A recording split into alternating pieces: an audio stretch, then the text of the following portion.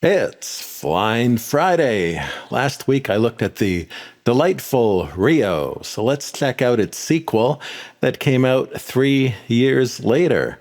For 3D, it's another terrific sight. It seemed to me that things were pushing out of the window most of the time. Many large budget movies will purposely push their movies further back to prevent any pop out from getting cut off by the frame. It's supposedly one of the cardinal rules of 3D, which I don't agree with. And happily, this movie has many instances of things pushing out of the frame while they exit from one side or the other. And there are plenty of spotlight pop-out moments, too many beaks to even mention. And being something of a Fern Gully tale, we get plenty of menacing chainsaw shots. Like so many cartoons, anyone with a job is expected to be evil. But we also have little moments like this sucker stick or this menacing Swiss Army knife moment. This is a film that is always looking for a dramatic pose, and it's difficult to imagine that this wasn't storyboarded with 3D in mind, though many directors would argue all movies are already framed in 3D.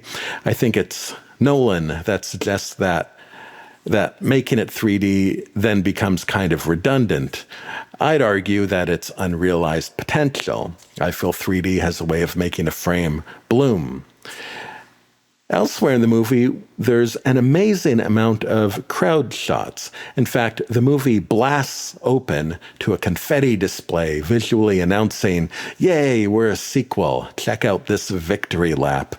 And the festivities continue later on. Large groups of dancing, singing birds seem to pop up every 10 minutes or so in this movie. It's an absolutely dazzling display, and the music is very pleasant. Detail, though, is the star of this 3D show.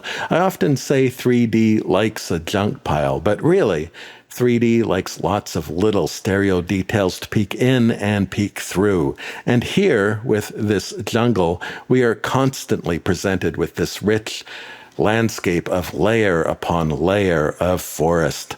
Many other cartoons might have left the background largely flat, sometimes out of necessity, because cartoons will often use a pre-rendered flat backdrop to save on render time, kind of like a virtual green screen. But here they seem to be showing off the fact that every leaf blows in the wind. This is a rich and lived-in forest tapestry, which is difficult to complain about because it's never anything other than stellar. However, with reluctance, I admit I did get a bit tired of the forest by movie's end. It was almost a relief to see somebody cutting it down and changing up the scenery.